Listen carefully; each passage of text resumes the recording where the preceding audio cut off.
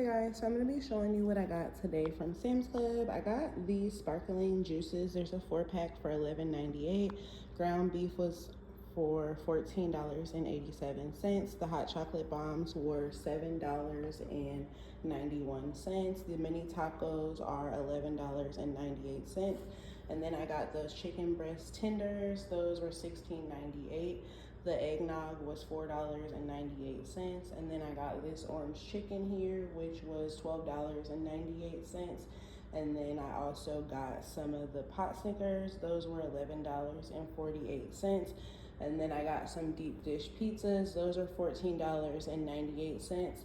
I also got 2 packs of the Arby fries. Those are $5.96 each. And then I got this berry blend mix, was $10.98.